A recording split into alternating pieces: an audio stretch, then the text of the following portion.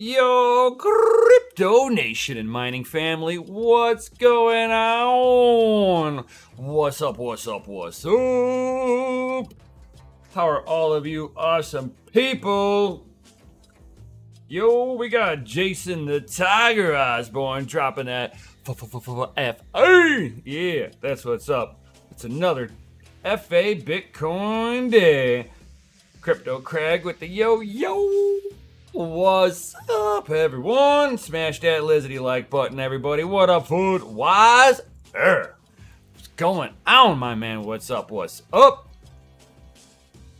Mining hodl, sup, guys? F in the A, cause all of you guys are rated F for fucking awesome. Yo! So what's up, what's up? Don't forget to smash that lizardy like button as you guys all slide on in. And, share this out with all your favorite peeps out there. Help get me, spread the word out to all you other awesome people out there. Yo. So, it is another glorious beginning of the week. Yo. Found me one article that kind of fired me up. I like halfway made a video, listened to it as after I pre-recorded, and I'm like, nah, that was a straight up vent. I got to kind of hit this a little bit differently, so we'll go over that one today. And of course, as always, we are going to have that merge countdown, guys. That merge countdown. This is also agreeing with Hive on Pool. So I think Hive on Pool and Block Native are like about a 1 hour difference. Of course, this all depends on when each one does their snapshot. But as we get closer, all the snapshots that everybody doing with their calculations are going to start agreeing, unless there is like, something out of the ordinary, a massive drop in hash rate, which that will make mining Ethereum last a little bit longer, just a little bit. Or if it boosts up from here until 2 days and 6 hours, you're gonna watch that time drop quickly because the difficulty will jump up on there. They're gonna start hitting blocks faster. So kind of keep yourself on the swivel of when you are getting your last payout. That you might want to migrate to other coins. Yo, what's up? That one guy, Owls, coming up in here with the FA fam. That's what's up. That's what's up, my man. I love you, my man. No homo. It's like, they broke Ethereum. Yes. They broke Ethereum. Ethereum is broken. Must move on to other proof of chain blockchain.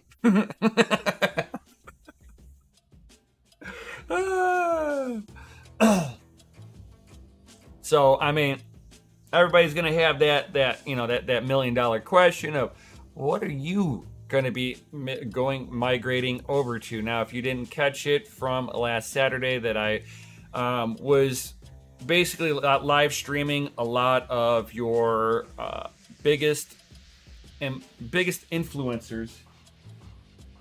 Your biggest influencers out there with the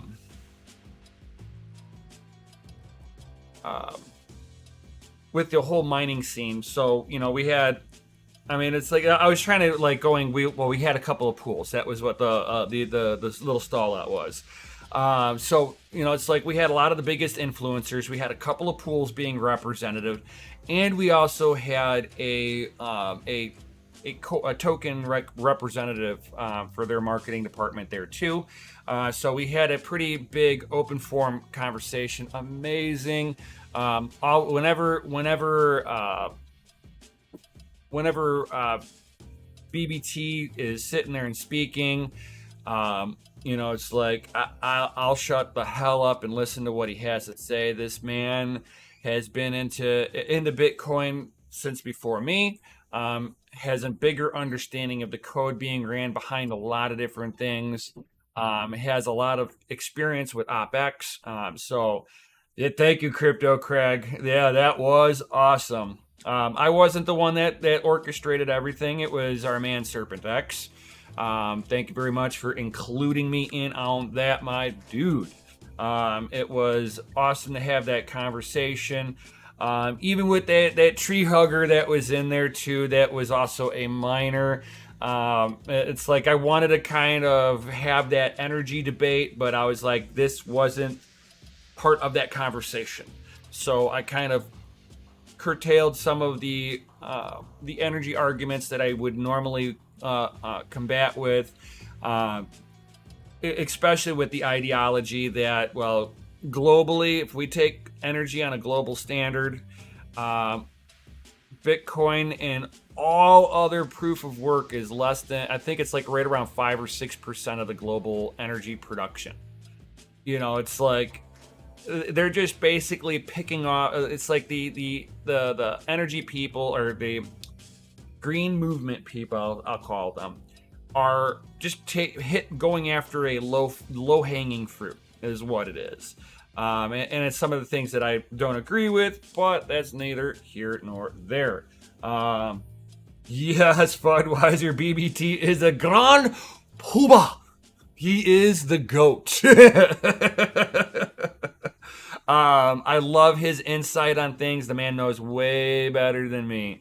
And it was nice to be able to talk with some of the pools on there, what they're doing, the moving forward on their end. But you know, it's like everybody's going to wonder what I'm going to be mining. I'll be all kind of, I'll be honest, I'll be all over the place with what I'm going to be mining. I'll probably end up, these sets of rigs are more efficient over here. These ones are more efficient over there. Kind of play it out like that. I'll probably put some, definitely put some rigs up onto that Flux and check out some of that Ergo, see if it makes sense for what I'm doing. Because you got to remember, I'm doing it at scale. So some of the things that I would never look at because the profitability is not there does not make it a bad project. It's like I poo-poo all over shitcoins. Okay, if it's not Bitcoin, it's shitcoin. But it's not like some of these protocols that are out there. It's not like these devs are all nefarious. It's just for me, it's mitigating risk, right? So I mean, I have different ideologies of what I'm going to do because I got to run a business. So I mean, something that BBT, because he's got to run a business too. I'm in his shoes at a smaller scale. So I've got to think of it the same way. I have a location. It's like me and Mikkel have to make sure this said location is up and running at top notch. Everybody's equipment is taken care of. My equipment's taken care of. Does it make sense to run all of my equipment? Does it make more sense to transition and turn off some of my rigs in lieu of firing up the few other Bitcoin ASICs that I do have that are not even running?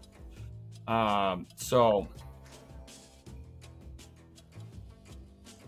yeah, Simple Miner notified you that they are ending ETH mining on Friday. That all depends on the pool too. So whenever the block hits that point, a lot of the pools will shut down, and then it doesn't matter when or if Simple Miner ever keeps the support for Ethereum mining on there. It like you could sit there and fire up a node and do it, but there's no support going forward. And you would have to fork the code, which changes it ever so slightly to not being the same thing. So it's one of those gray areas. I mean, you can do a fork. It just depends on if the miner itself will continue to support the fork. But if it's still an Ethash algorithm, the consensus model is the same. It's just having the coin support within the miner for it.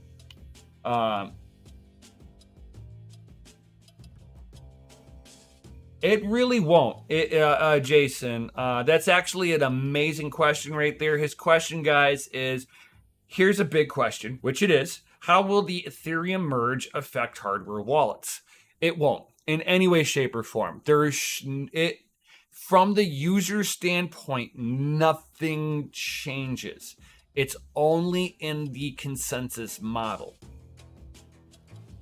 So the reason why I was wondering if the exchanges would have support right away, because the exchanges are running nodes. So if they don't have it fired up, it doesn't. It depends on how quickly they fire up their node onto off of testnet onto mainnet. Well, and then how quickly they get inundated, you might not be able to get your transactions going through for a little while. So that's where my big thing is. Outside of that, from the user standpoint, nothing changes. Your hardware wallet will act the same. Your light wallet, if you're using a light wallet, everybody that's already has Ethereum integrated in there, everything is the same. The fees are the same. I'm not sure if they're changing any of the consensus on the MEV. Because there's a lot of arbitrage being done through MEV. I don't know if people are going to want to give up MEV because and their transmission for post merge for a node operator is actually less. They will be getting 1 Ethereum versus 2. So the transmission slows down. It doesn't stop, but it slows down. That's why they're now going, it is now deflationary by nature, is because they are, through the fees, they are burning more Ethereum off than is being generated through consensus post-merge. Now, that will, as they shrink supply, price should artificially start raising because supply shrinks. There'll be a point where they will have to allow it to shrink down to a point where they got to think about growing it again because they're going to have to operate it like the US dollar. Yo, John Germain with the 25. Yo, thanks for all the good shows here and DCA Adventures. Bro, dude. You're awesome, bro. You are awesome. So thank you. I feel kind of humbled. That like threw my brain all off. That one guy, Oz, ETHW. That sounds risky. It is being a fork for mining only. There's no development on it. To me, that's a hot pile of garbage. I personally will be staying away from that. I know my partner McCall him and his Degen butt is gonna be like, I'll give it a try for a second. Let's see how it is. I won't. I've got a business to think of, so I've got to make sure that everything that I do with my equipment, what I do here with the equipment at my house, I can be a little bit more frugal about, because that even what I got here, I got 4 rigs running. That's still costing me money. So, I mean, at the end of the day, I've got to make sure that every dollar is accounted for and profitable. So I'm not going to be going and chasing the coin of the day, because whatever information you can get for, oh, this is profitable, everyone else is looking at the same info. Yo, I know, right? This shirt is super FA. Gundy's talking about my mechanic shirt. $70 an hour minimum. If you watch, $100. If you help, $150 an hour. If you worked on it first, $200. I need to make a one that reflects inflation now.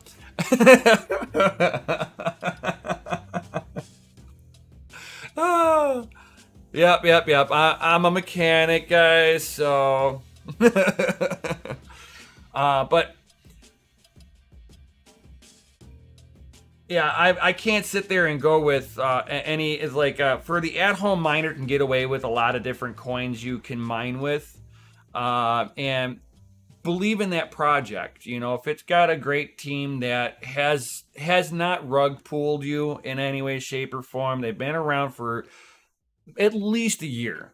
Um, they have a better track record that they're trying to not be nefarious. Now, you're going to have things that don't work, right? Uh, Things like helium, right? You can't sit there and distribute a device for free, and you're going to only have a small subset of people that are going to run these devices after they pay for them, right? Um, that becomes the issue of how do you get mass adoption with hardware nobody needs really. Uh, that's the $1 million question. I said the same thing about like XYO with their geo trackers. I was like, cool idea for like shipping industry. How do you make that stuff go back and forth though? Because if you do it with the shipping industry, all this stuff is a one-way trip. Oh, we'll make them disposable labels. Now you got e-waste. So now you got a non-renewable resource that's being wasted on a daily basis. That's expense.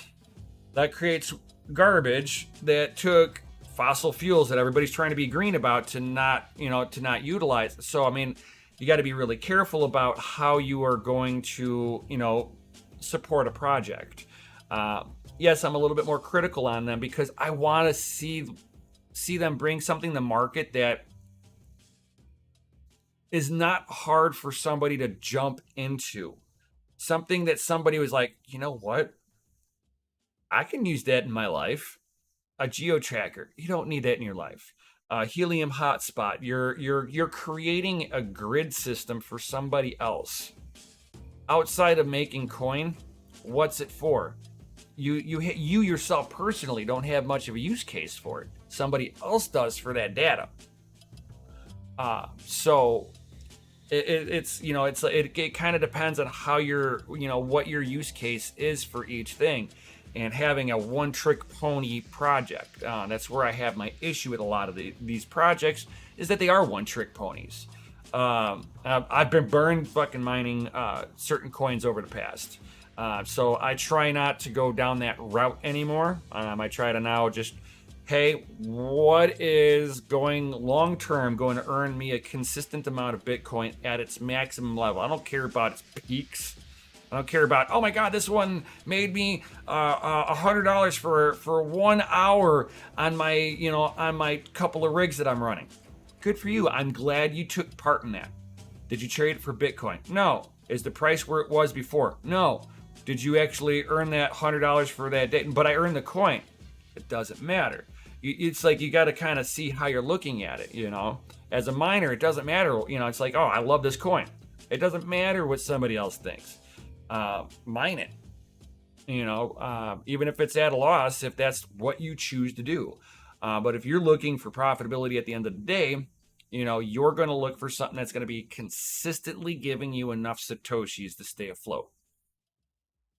I'll be sitting there for a little while. I'll be speculating, spec mining, you'll be seeing me doing some testing coming up here, guys, as I'm sitting here and hashing on random coins, and I'm gonna do it live with 3090s, and we're gonna see how 3090s crank out on especially some kingpins out on some awesome fucking coins, and see if how much hash rate we can fucking just kill with a kingpin, dude. I mean, these things were made for drag racing, bro. That's what they are going to do. So one of the things that did get shared out that Serpent was able to get his hands on, which was pretty cool, was the merge prediction stuff in here. Let's see here. I see some people. He's like, I've got a lot of BMWs towed in on a flatbed with parts in the trunk before. Oh yeah. Ergo's hash rate is weird. Spiked to 36 terahash and then dropped to 22. So many wild swings. So Crypto Crag, you're gonna usually see stuff like that as you see a bigger mining facility. I'm not saying a super mega large one. You're talking about mm, I'm not sure what my hash rate is individually. I'd have to do some testing out on Ergo to see what my stuff can actually yield. Um, but I'm sure if I were to right now move my farm over to Ergo right now, I'm sure you would see a hash rate spike. I mean, with almost 100 GPUs, I'm sure that that's got to be noticeable when you're talking. A lot of them are more higher end stuff. So I don't have I have a very I have an 8 card rig of 580s. Uh, I have a little bit of 1080 Ti's and some 1070 Ti's. The rest of them are all newer generation hardware. So I'm sure I would be noticed on a. I mean, I've put my stuff on small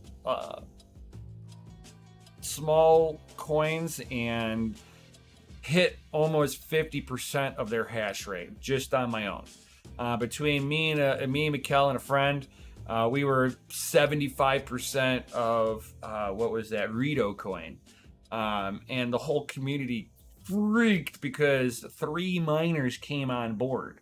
And me being the majority of it, I threw all my stuff at it for 24 hours to stress test the network for the guy, for one of the devs. So I mean, it was fun, but yeah, everybody freaked out about that because I mean, between 3 people, we commanded 75% of the 70. It would fluctuate, so it was like between 70 to 75% of the network. That's how it was maintaining for 12 hours. Cool stuff. And we popped into the Discord, and it was like everybody was like freaking out in the Discord. And we're like, guys, wait, it's okay. It's just us. We're testing on the network. We'll be off in a few hours. And everybody was like, oh, okay. We thought it. And like, no. I don't want to do anything like that. Nothing nefarious here. We're just doing some testing. Mikkel, classic. That was classic.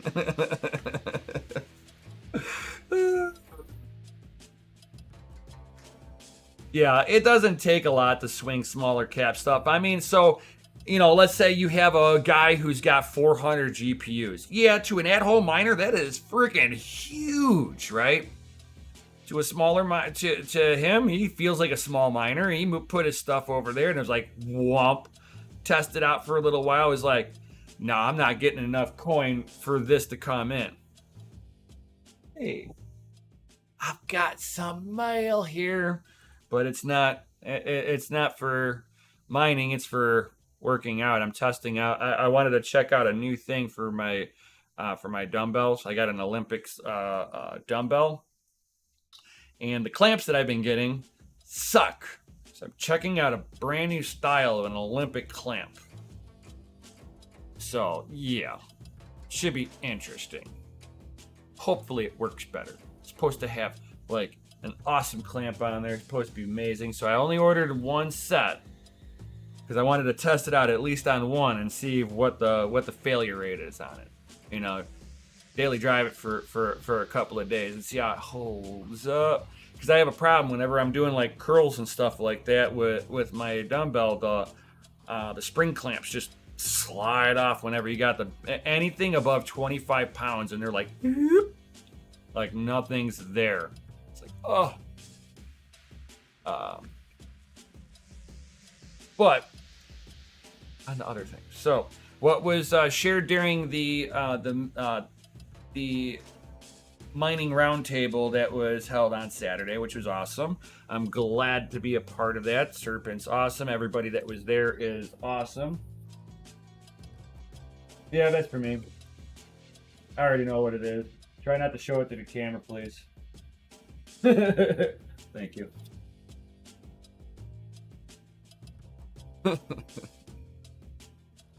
got addresses on there. I don't need you guys to know where I live. Sorry. But since it's right here, I can open it up and show what it is.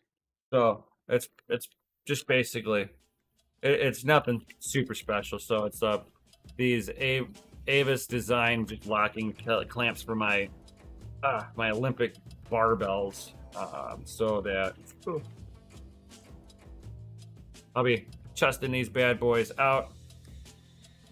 So it's supposed to have these like nice rubberized inside, and then it clamps down with a quick release on there, and it's supposed to hold back heavy weights. And I want to see this. Ooh.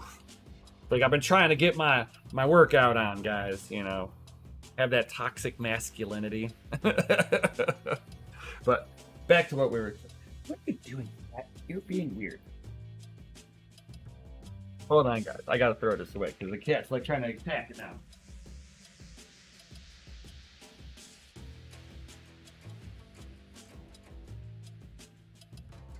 Ready?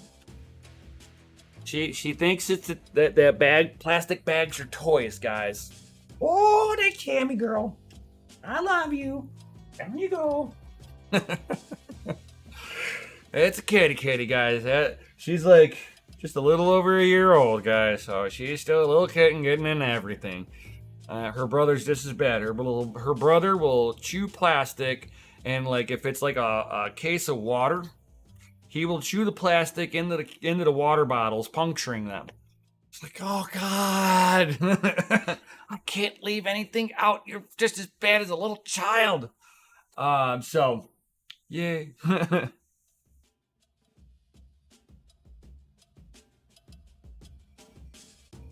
I know you don't want to dump the weights. Yeah, that's why I got these things. They're supposed to be like awesome. I mean, I spent like $20 on these things, so hopefully. I mean, actually, no, I spent a little bit more on these. These are the good ones. Yeah, these are the Lockjaw Pros. There's a Pro 2, which these are. There's a Pro and a Pro 2. These just got a little bit of a better clamping force, I guess. So I was like, all right, I'll give you guys a try. But back to this. So this was something that was really cool that was shared during the meeting, like I was saying. This is from one of the developers. I forget who he had said it was from. Serpent said it was from. But it kind of gives like a little bit of a timeline. Getting gains. Yep. So it's showing the timeline on the terminal difficulty here. Coming up right around the 15th, they're expecting that terminal difficulty will be so high that from that point on, you will not be able to mine a block if you wanted to on the existing chain the way it is, and it'll continue to just get harder and harder and harder and just kind of go right off. It'll go right to the moon, guys. So they're not delaying the difficulty bomb this time. The difficulty bomb did go off. And if anybody hasn't noticed, that the only reason why it seems that you're getting more profitable is one, price action has gone up a little bit.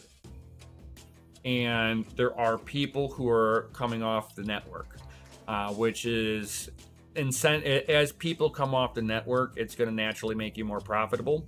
And it'll incentivize you to stay on until that profitability drops to such a point where it no longer makes sense.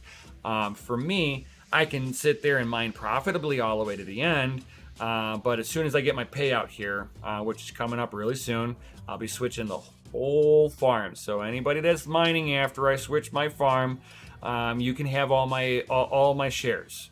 I wish you the best of luck, and I hope that you get your last payout. So that's going to be like my thing. I'm going to be switching off of here very soon. I will be switching my stuff, switching some of it over to Ergo, some of it over to Flux, and start doing it that way. And just kind of see how the C works out there. So if it makes it to where it's not profitable for me to mine on my graphics cards, I will shut part of my GPU farm down until the market stabilizes out. because as an economic thing, it makes more sense. And at that point, I will fire up my own, I have 3 more Bitcoin ASICs that are not even running. Okay, 3 more.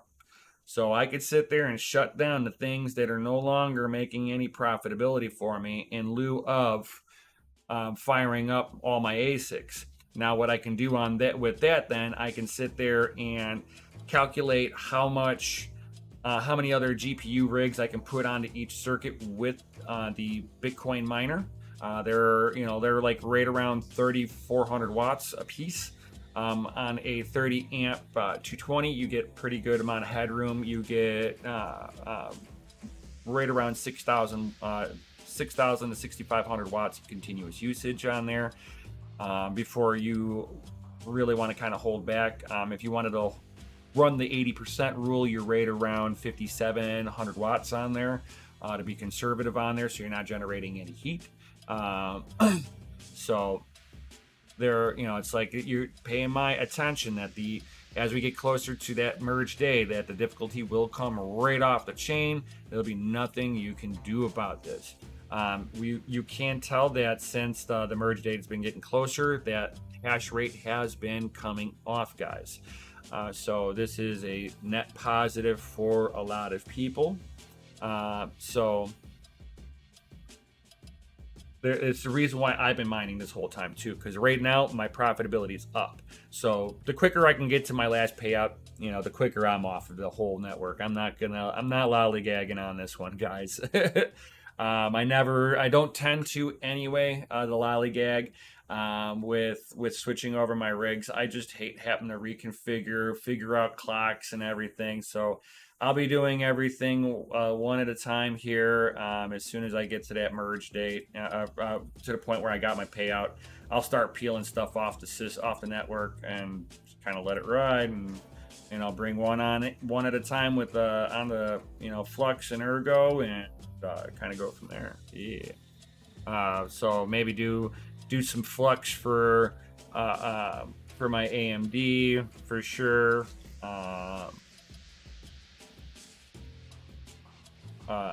And it's like, I know Ergo is a little bit less heat intensive, so yeah, I just got to kind of figure it out which one makes more sense, what makes sense for me.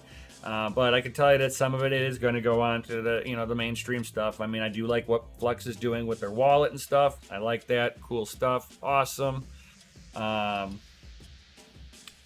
then, of course, if you were here at the beginning, if you're just getting here now, over the weekend, I came across an article, and it kind of grinded my gears just a little bit here.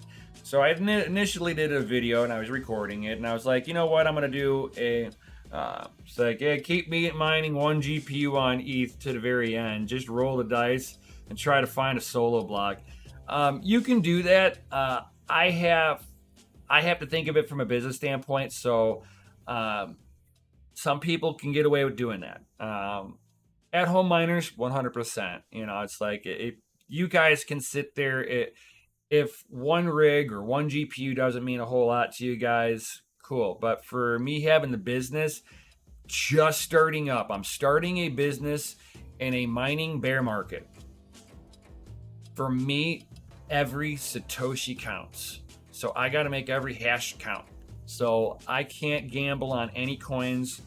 I've got to make sure everything moving forward is highly calculated between me and my business partner, and that me and him are collectively making the best decision for my rigs and the company moving forward.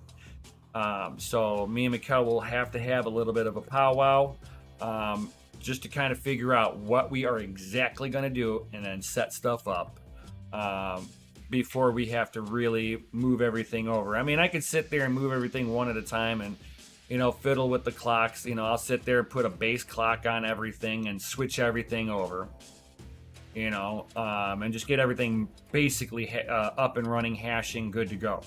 Because Mikkel might have to get over, I might have to do this with Mikkel at the mining facility in order to overclock stuff, because, it's like, as we all know, you start leaning on cards, and I haven't done and a lot of the stuff is not here for me to go, yeah, I'll just blast out some testing here.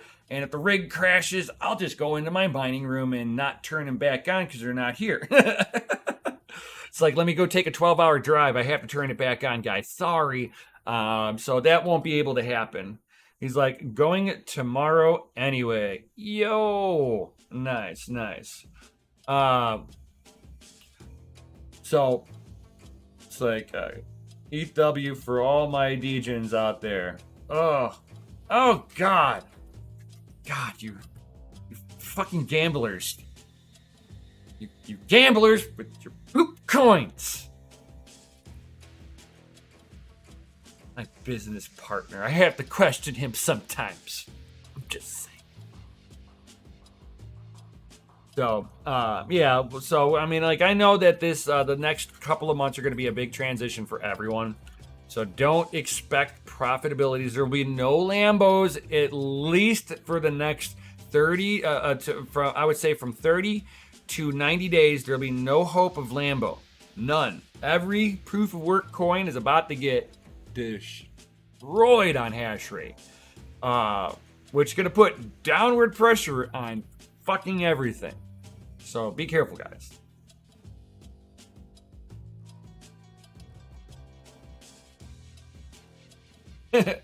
Yep. Yeah, I know, Mikkel. I know. I'm just, I've got to be more calculated. I can't gamble. I don't have rigs sitting in a spot that's free power per se or cheap power right now. Not everything is running on the most efficient power. Now I'm hoping that'll be changing up here on the next billing cycle, but we'll see. We'll have to see.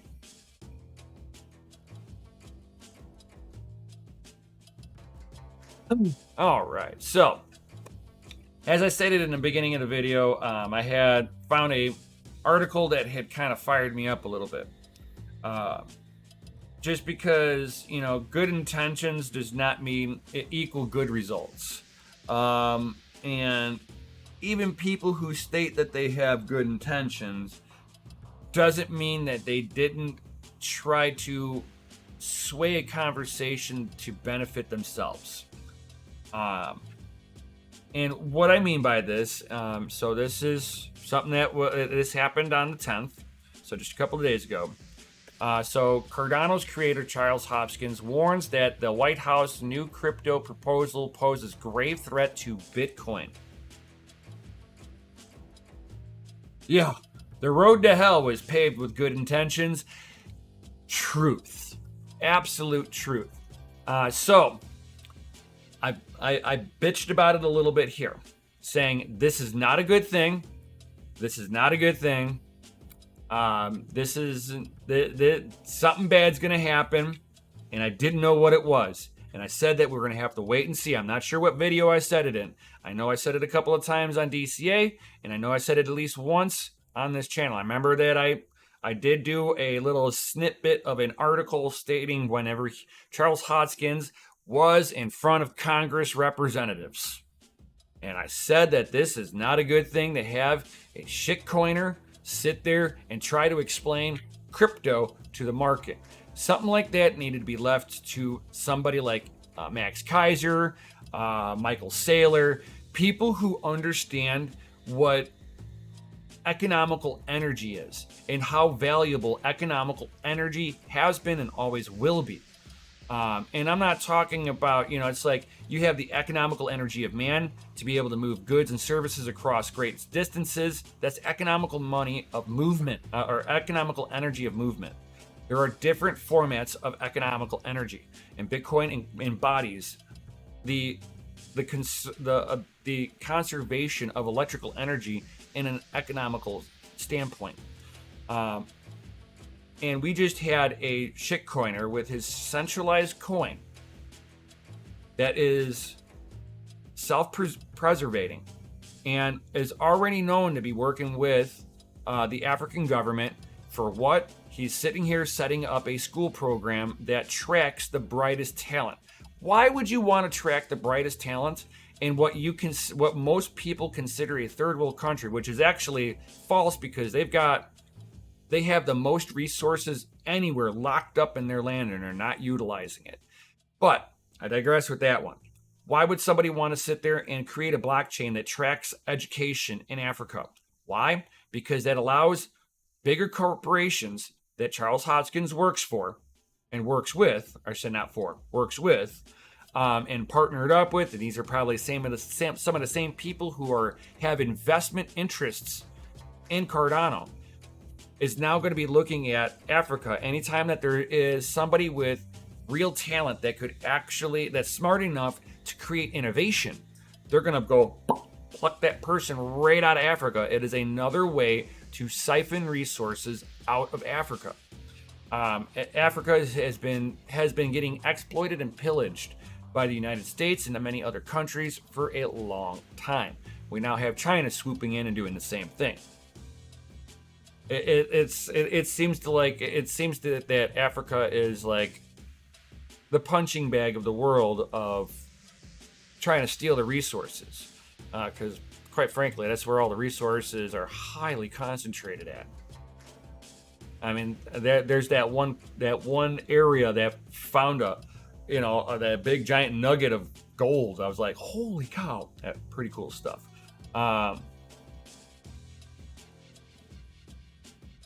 Yes, exactly. I would wonder that too. Exactly, Fudweiser. It's like wonder if Cardano is going to be linked in with ties, or if they were presented with the option to be part of the World Economic Forum, would they take that offer? Because, if you're going to be like XRP, you're going to be like XRP, where you got World Economic Forum people that works both sides. Yeah, awesome stuff. Yeah, exactly, Fudweiser. Exactly. So, but what this all boils down to is that he basically talked to the Environmental Protection Agency, the EPA, and the Department of Energy, the DOE, to create an evidence-based environmental standards for the responsible design of digital assets. This would basically be an outright ban of Bitcoin if the the Environmental Protection Agency and the Green Movement got a hold of Bitcoin. This is a low-hanging fruit.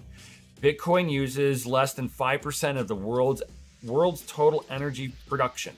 They do not utilize this stuff. There's no purpose for Bitcoin to siphon off every ounce of energy on the grid. No, Bitcoin takes stranded energy. So you'll have an area that maybe had a production area that shut down, and now you got an electrical company that is running, let's say, at 30% capacity. They're more profitable at 80% capacity, but they're at 30% capacity. So a Bitcoin mining facility or a data center could slide in there and utilize that stranded energy. This is something that helps out the electric company and also helps out the grid a lot too. So if you got a lot of production, maybe a mining facility can turn on and off some of their miners in conjunction with grid usage, bringing stability in the grid so that you don't have a lot of power spikes. So at nighttime, when there's nothing really being utilized, a lot of factories are powering down for the evening, you can have, if there's big enough facilities that are doing major manufacturing, you could see spikes that will prematurely take out light bulbs and stuff like that at your house, depending on how close to the power generation you really are. So a Bitcoin mining facility can go, okay, they're shutting down at 7:30. 7:20, we can start powering up as they start powering down, and that transition as they do that equals out. Now everybody in the area no longer notices a big power consumption turning on and off. They have nice, stable, consistent power. It's almost like adding a capacitor in a system. So knowing that we utilize a lot of stranded energy, think of it also this way. So the Environmental Protection Agency is going to go after is thinking about going after an industry, right? But that industry is not the ones that are producing the power. They are the consumers of this power. So this discussion now becomes, okay, is this Bitcoin's consumption problem? Because if this is Bitcoin's consumption problem, this is Amazon's consumption problem. This is Microsoft's consumption problem. Bridgestone's consumption problem, because you might not think about it, but tire vulcanization, they basically they do heat induction on this stuff to melt rubber. Right? So there's a lot of industries that are massive power users. You cannot apply a standard to one industry and not have it affect every other industry right behind it. So this is a way to basically, if something got passed on this, it would basically affect any high consumption energy product out there on the market that can be controlled and regulated. And with that being said, controlled and regulation means that your license plate ends in an even number or a letter. You can only charge a car up on these days. Anybody who has odd numbers and no letters, just odd numbers, you get to charge up on these days, right? So, I mean, it's just a way to be able to sit there and put control down. I don't think that that's going to happen. I have ideas on why I don't think so, is that a lot of these massive companies that are Bitcoin mining facilities, like the one in Texas, the one that's in Pennsylvania, there's 5 massive ones that I know of. You're not going to see them because they're publicly traded. You're not going to see them go after a publicly traded company for this. It's not going to happen. This one is going to be kind of them peacocking a little bit, going, what we're going to do, kind of getting everybody kind of freaked out, I think. I think this is going to be some of the beginning terms of the next round of FUD, right? Every bear market comes with its rounds of FUD. So as I dive deeper into this, he's like, the EPA, the DOE are starting to talk to crypto companies to basically tell them to change the way that their cryptocurrency works. Basically, that's dictating how centralized your shitcoin moving forward is going to be. These are frameworks that Charles Hoskinson did help lay out. Let me grab something to drink here, guys. Hold on.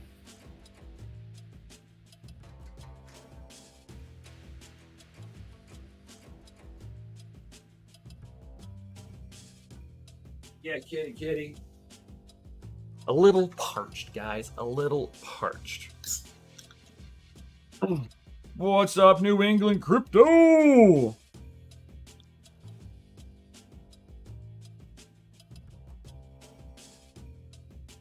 Like, let's IPO your mine. No. I know enough people in the industry that some of them, some people are just so money grubbing that they will deal with the stock market and having investors. There's other people that go into the stock market thinking that it'll be nice to have some of the stock market inflow of money. And with that inflow of money, I'm going to be able to do expansion on the company.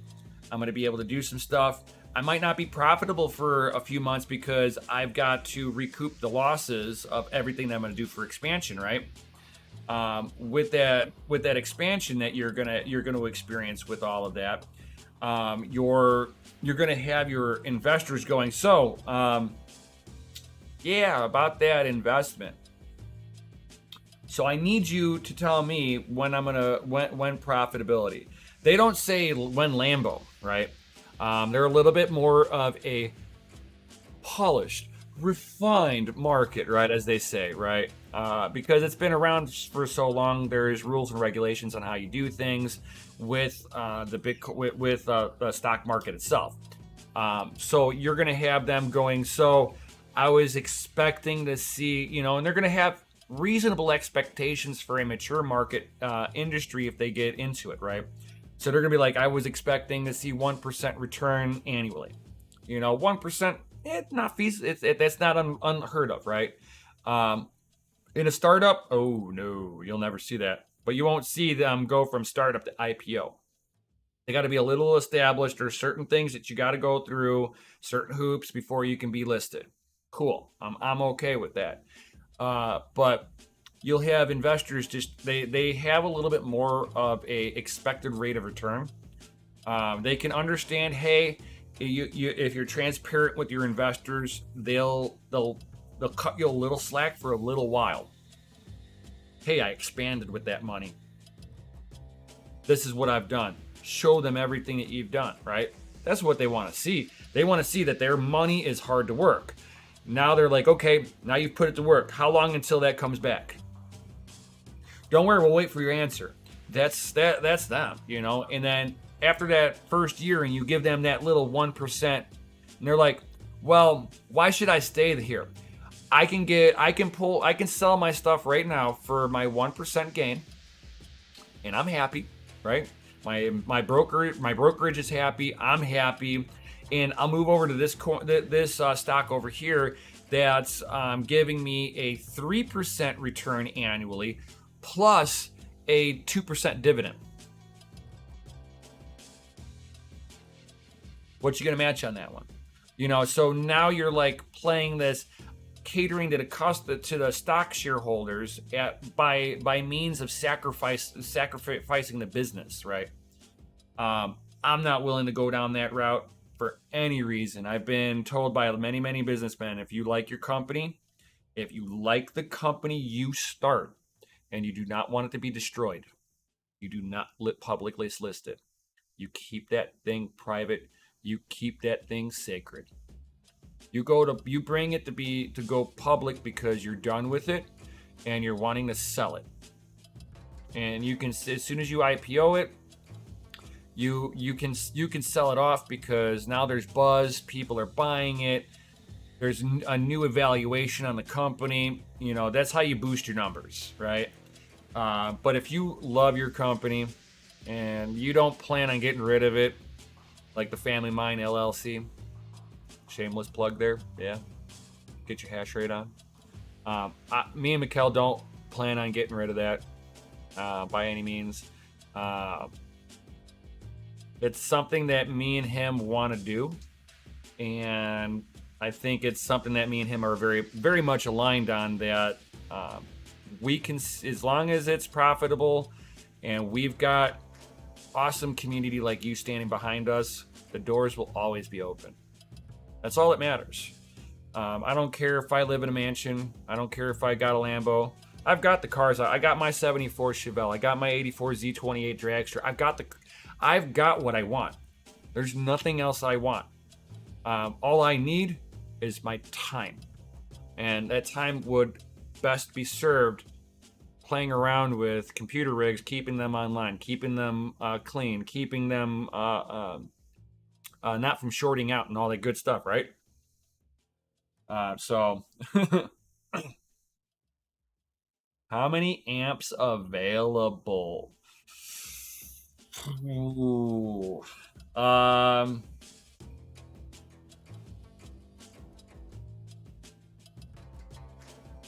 There'll be a few hundred amps.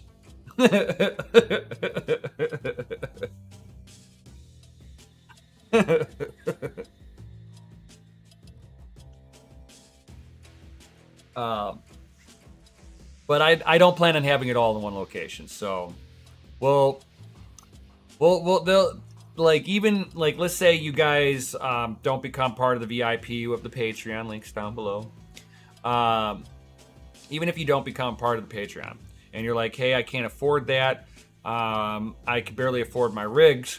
Well, bring your rigs over to the send your rigs to the Family Mine whenever we open up our doors to the public.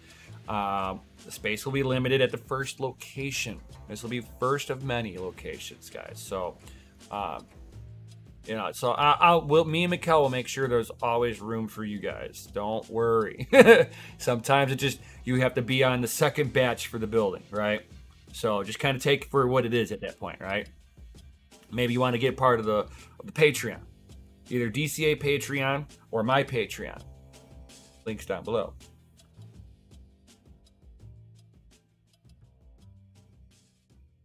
New England Crypto. I got the kiddos, but I'm trying to triple multitask so the stream is on.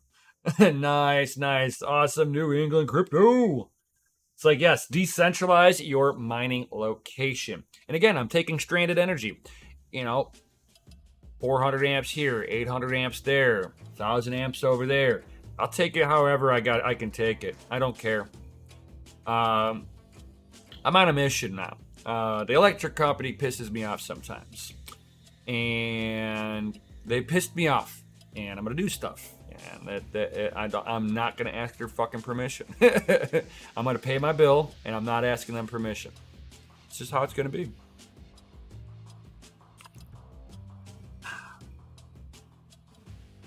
So hopefully I get stuff all squared away very, very soon here. Soon.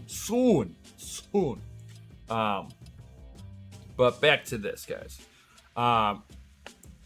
So, like I was saying, the EPA and the DOE are starting to talk to the the crypto companies to basically tell them to change the way their cryptocurrency works. Dictated. Love it.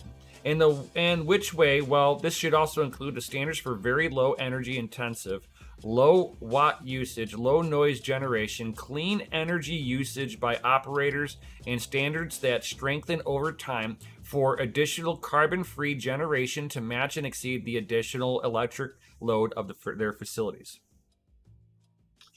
And I pose this question, and I'll pose it time and time again to the green fucking movement people. If you fucking go after Bitcoin because of electrical usage, how the fuck are you going to sit there and tell me that plugging in an electric car is any fucking difference? If you have 300 million people plugging in an electric car, that electric grid that we currently have will melt off the poles. There is not an electrical grid in the country that can handle a full switchover into electric cars. That would mean they would have to push out. That means all the data centers across the coast wouldn't be able to run if everybody went to electric cars. If you go in after saying that Bitcoin is environmentally bad because it's using electricity, then the same thing can be said about Teslas, Nissan Leafs, anything that's plugging into the wall. If you're saying that some energy is bad, that means all energy is bad. You cannot single out one type of energy usage. The U.S. is a full grid is only 17% renewable energy resources. 17% renewable energy resources. It is humanly impossible for the entire grid to be sustained off of renewable energy resources. The grid would shut down. So you cannot sit there and say that you're going to sit there and say, Google, you can't run your servers. Facebook, you can't run your servers. Amazon, you can't run your servers. Fuck no. You can't plug those all in with electric cars. I'm telling you guys. It'll put us back into the Stone Age.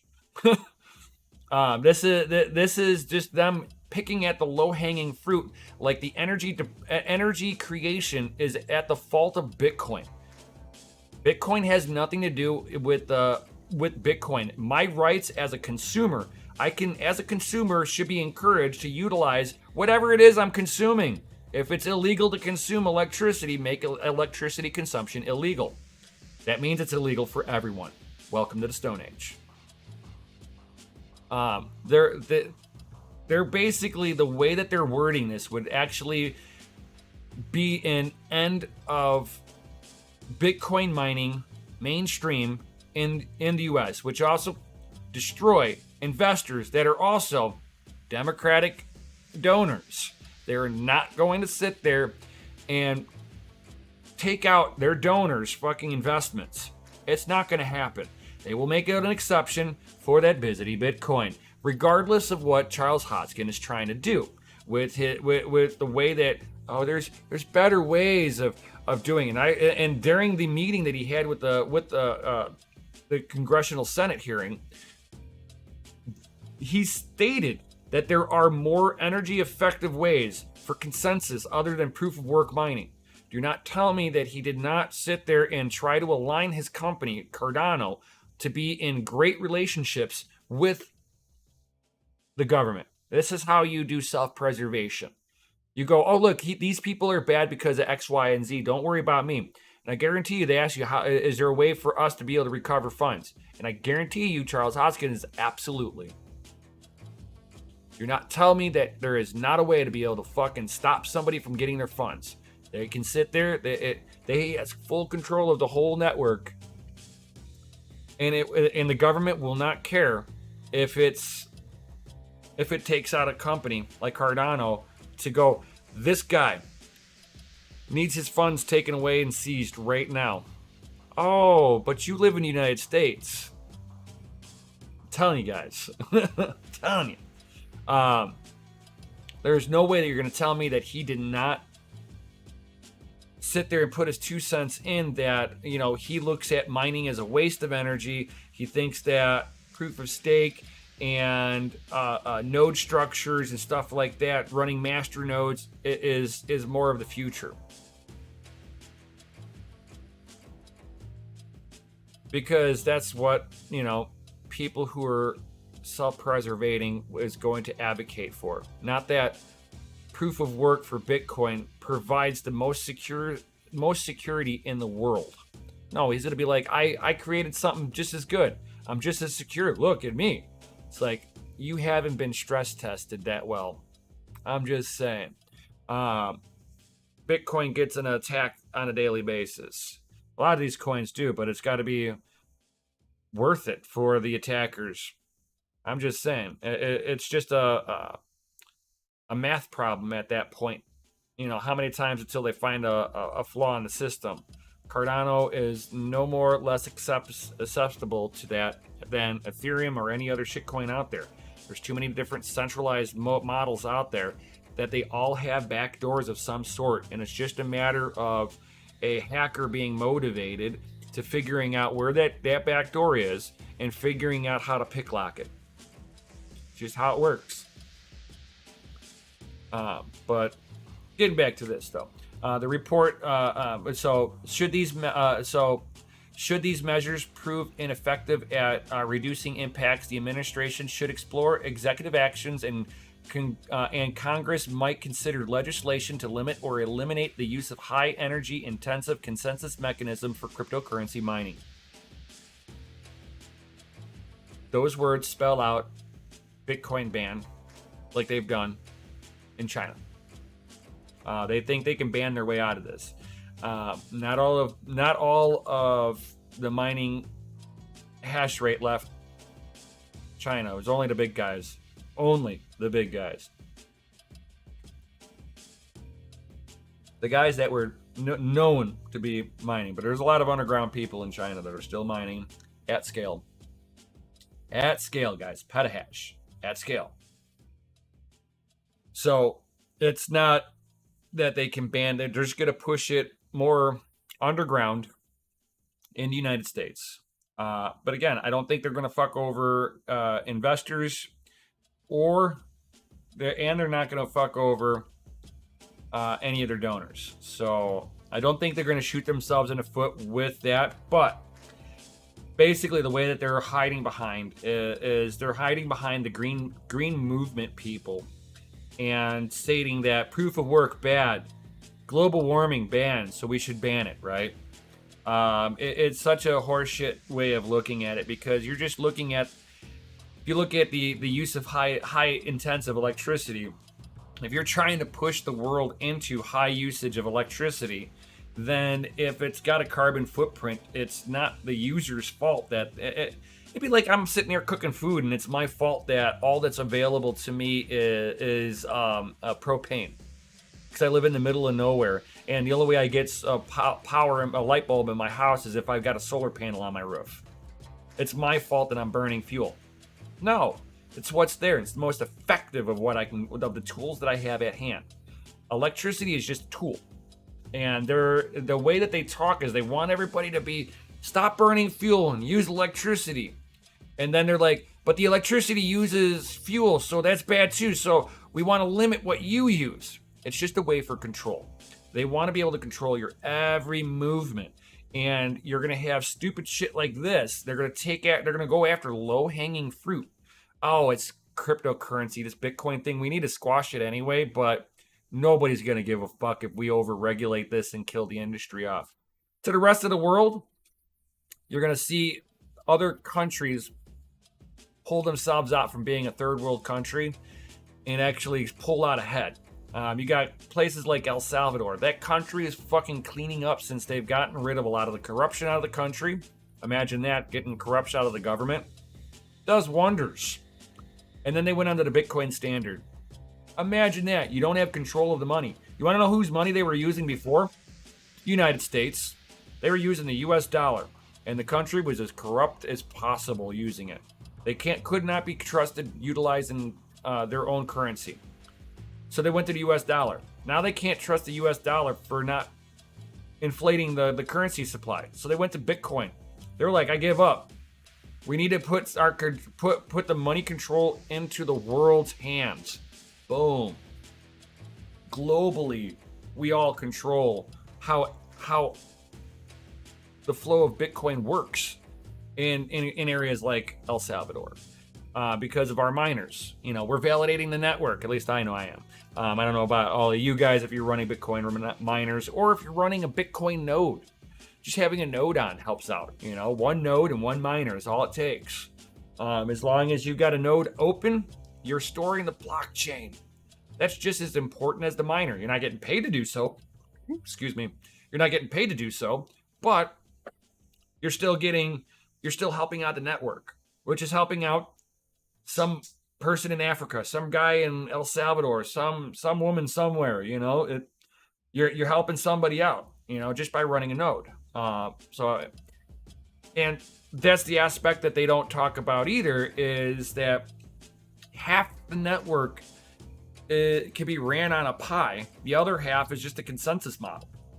And nobody's going to sit there and change over to a different consensus model on Bitcoin, because quite frankly, there's nothing that anybody's going to be able to prove to me without just absolute time that proof of stake or any other consensus model works. I got forever. You can change my mind. I don't care. Yo, what up, Rude? Hey. What up, droid guy with the yo? What up? So, moving on to past that. So, basically, they're talking about a soft ban coming in from the EPA and the DOE, basically creating standards you can't adhere to. And if you do, it's so monetarily ineffective, it bankrupts you in the process anyway. And that will be the issue for a lot of places. But the way that they're running, the way that the political people in the government is running the landscape, they're running us into a third world country with an aging infrastructure that they want us all to start using exclusively for abandonment of something that's tried and true, and the infrastructure is a lot more modern than the electrical grid. I'm sorry.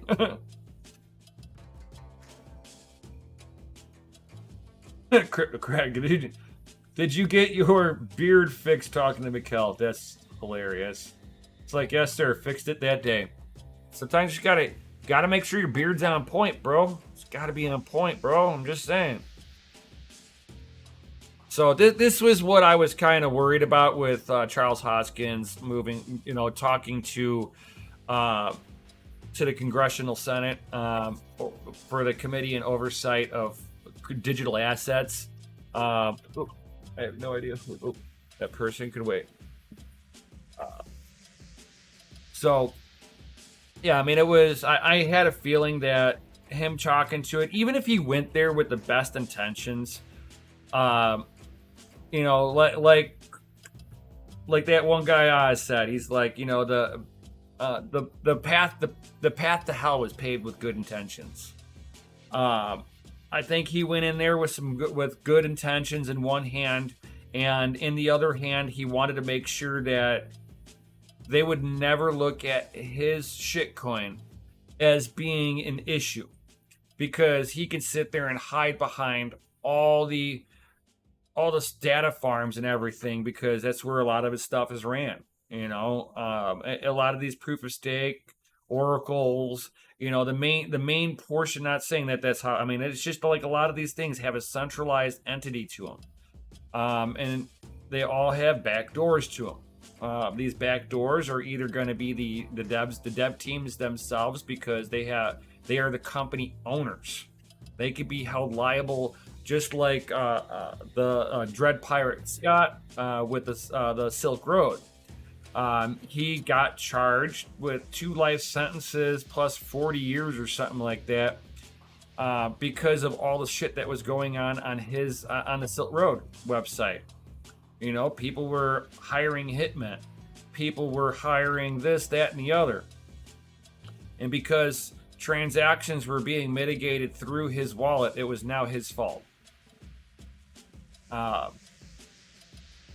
Yeah, so I mean, it's like you just got to be careful with all of that stuff. But staying on top on what I was talking about over here,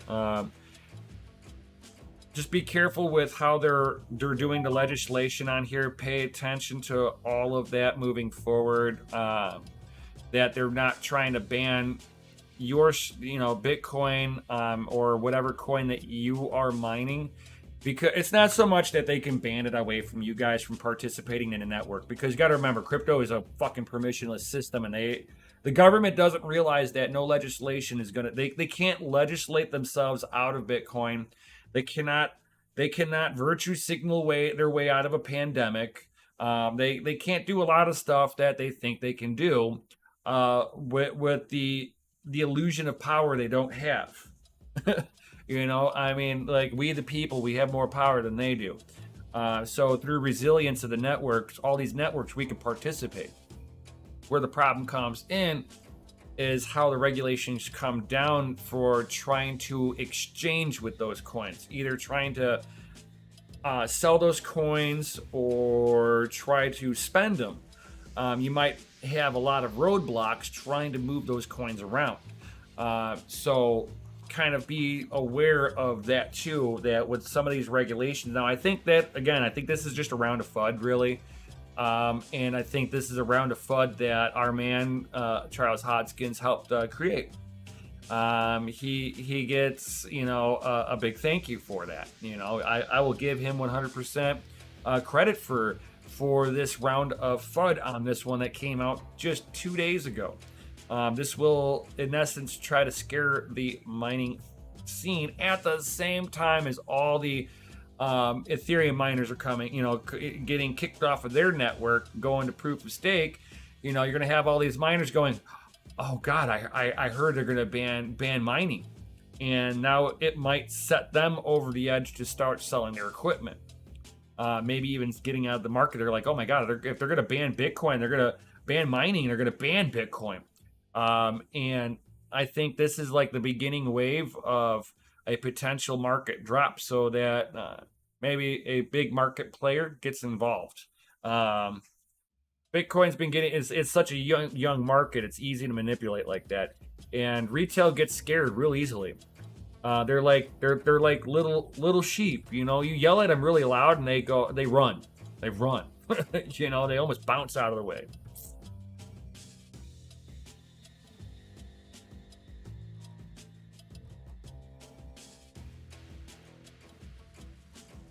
Crypto Crag, he's like, that's what I worry about with Flux and decentralized infrastructure. How do you know what is actually being used across your hardware when proof of useful work comes along? Yes. That will be an issue with a lot of these things, of what they're going to utilize your hash rate for. But it's, I mean, like realistically, it's like the only thing they can really do with it is have it do some kind of proof of work algorithm, whether it's for something for them and then they just pay you out in their coin, whatever. It depends on how they want to set their stuff up. They can have, I mean, for all you care, they can have you mining, they can have you doing folding at home, right? And they pay you out in their native token. And you never know that you're mining to them. You're basically going to folding at home, which doesn't pay you anything, goes for a good cause. And for every for if you're, depending on how long you're on there, depends on how much of a payout they give you. But to me, it doesn't matter what they utilize it for. My thing is it truly decentralized? And what I mean by decentralized is, is your wallet a core wallet with a wallet.dat file that I could pull out of the wallet? I want to know that I could pull a private key myself out of that wallet. It's not, how can I put it? There are so many different coins out there that, yeah, the link in your wallet onto the chain, you're only verifying that somewhere on the chain it says that your wallet, that you own something, right? But it only exists on chain. Your wallet is just like a place card going, oh yeah, that one's mine, I can sign for it. But you never, the wallet never contains your private key. That's not decentralized. That's a very centralized thing because it's all on chain, and devs can go in there and root around with things. Bitcoin's set up a little bit differently. Bitcoin, you can go root around with things, but if the network doesn't agree with that, the network automatically, you make a fork when you do that, right? With some of these other things, like you go in there, you can go, oh, this guy, we don't like him no more. This one was from a stolen exchange, and they just go and pluck that out.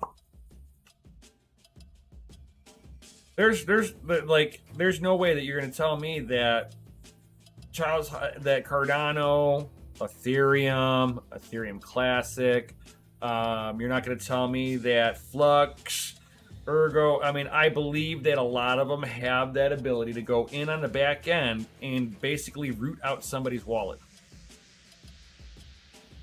from the dev side. Now, that is basically project suicide at that point. But if everybody knew that you were a centralized entity and you were upfront that could happen if they suspected theft, and you're like, oh, but I don't mind that makes me feel safe and secure inside, right? Until it happens to you, because whatever happened and something got triggered somewhere and you got they took your wallet and burned it. Boom, right? Now what? You're out your money. And there's no recourse because, oh, the government told us to do that, so we had to do that. I personally don't know a lot of these codes enough to go in there to prove or disprove how centralized or uncentralized it is. What kind of backdoors do the devs actually have to each wallet holder? I know on a paper wallet, it's less likely to do something like that. And what I like about any project that offers a paper wallet, it also means that there's a wallet.dat file in there. Now, that's one thing that Ergo did check off on the box for me, is that there is a wallet.dat file in there. I have a way to be able to pull my funds out of there no matter what. I could pull my funds off of my computer and put it into my cold storage that doesn't even touch the internet, right? Perfect. Absolutely perfect. They checked off one thing for me, right? They checked off that they don't do pre-mines. I like that. I'm not a fan that they basically taxed the miners early on to support the network. That I believe should be done through them. I don't believe that that the network of miners should be paying for the foundation. I disagree with that, but that's a different type of business model. I come from a different viewpoint of doing business. Is that wrong if everybody knows that that was the consensus behind it? No, because the rules were up front. So I'm not going to sit there and fault Ergo with that because they did not have a pre-mine. They just basically enacted an early tax so that the foundation got money. Instead of having big investors, they made it be a community of investors, right? So you, the miner, became the investor, basically. I don't agree with that business model, but it doesn't make them horrible for doing that. There are other coins that have come and done that stuff too. For me, I think it's more of a fair launch for the participants. With no pre-mine, right? And then the other thing that it's like I like to see is the lack of centralization in there. Is it running a centralized node structure where everything ET phones home to one place? How much do the devs have full control? How much backdoor do they put into the protocol? Because if there's a way to backdoor, they were like, hey, we need to make sure to fail safe. Well, that fail safe is also your backdoor. You almost want to sit there and be like, well, we're going to launch this. What happens, happens. And go. Not that we coded this in case something happens, we could pull the plug over there. Right there is the full stop button, right? This button over here is the button to do this action, if it starts to act funny, right? Like somebody got instead of getting, let's say they know every once in a blue moon, it'll add an extra 0 to a token being sent, right? So say you were trying to send 10 whatever token, right? And your block was the glitch. You benefited from it. Nobody else did, just you, right? It added a 0. So you got 100. You're like, oh my God, I'm a winner. You're right. And they go in there and go, oh shit, there's a fuck up, guys. Let's just go in there and pull that fund out and put the initial 10 cent in. Now, from the user's like, well, I only did send 10, so that really wasn't mine. So the network corrected itself, right? The problem is that's the attack vector. Now I can sit there as a government entity, come up to you and go, hey, look, this guy stole money. We need you to pull the funds out of that wallet because those do not belong to him. And we can prove it. And that person's going to be like, well, shit, man, I want to do the right thing. And now you've got confiscation being happened through. There are too many areas where I see that they can do that. So unfortunately, a lot of these coins, myself, okay, this is my mining way. The way that I like to mine is if I know the coin's not going anywhere for a little while and I think it's got a little bit of price surge, yes, I'll gamble a little bit, right? I'm not saying that I don't gamble, right? But moving forward, knowing that I'm now moving into a more unstable market, everything I mine will be going right into Bitcoin per payout. I need to make sure that every payout goes directly into Bitcoin. Directly, day to day, boom. At the same time, it goes into the wallet for whatever shitcoin, comes out Bitcoin. Every time, right? Otherwise, I've just got to make it a community, one central wallet that's getting nothing but Bitcoin, and that's all that I really track. I could do it that way too, because there's really no taxable event if it's in and out in the same thing. You're not getting an extra pump on there, so you only need to really track it one time. You don't need to track it twice. So unless you track you as you bought it, you sat on it for a day or two, and when you got rid of it, let's say it was up 10%. Well, now you've got to make sure you track all of that, but it's just as easy to, whenever you move it into Bitcoin, you're tracking it from there. I'm not telling you guys what to do with that, but I like to simplify it if I'm going to have to track something. So you can just track it, what goes in, because and not have to worry about when you got it. Just track it when you exchange it into Bitcoin, and then then track it for when you exchange in the fiat if you had to. Only if you had to, right? But if you're buying stuff with Bitcoin too, remember you got to track all that stuff too. But these are consult your tax people for that one. Oh wow, we got Crypto Craig with that's what I was worried about with Flux. That second one. People can come in and rent Flux hardware to host dApps, websites, etc. My concern is what if they host something crazy on our hardware with proof of useful work and Flux persistent storage nodes.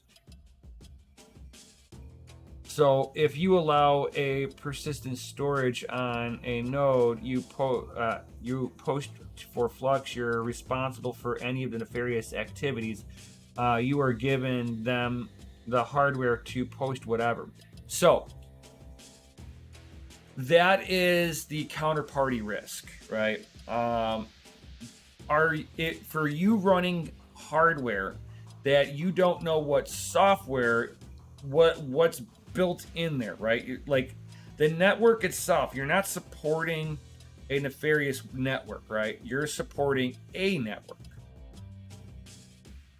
So when you're supporting the network and they do something nefarious, it's not your hardware that's responsible. It's like being a car manufacturer and somebody goes and kills somebody with your car. You're not responsible for it.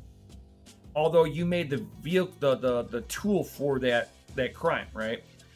So if there's somebody doing a crime on the Flux network, it's not your hardware.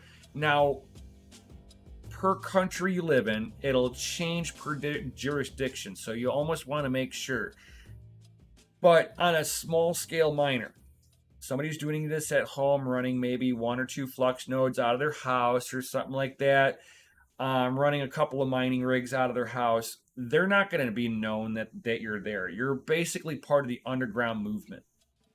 Who will be affected would be like, it's why Hetzner doesn't want to host Ethereum nodes. I think that in the end they're going to host Ethereum nodes. But because of the way that the German government has laid it out, if there's anything nefarious being done, like example, easy one would be Tornado Cash, they could be held liable.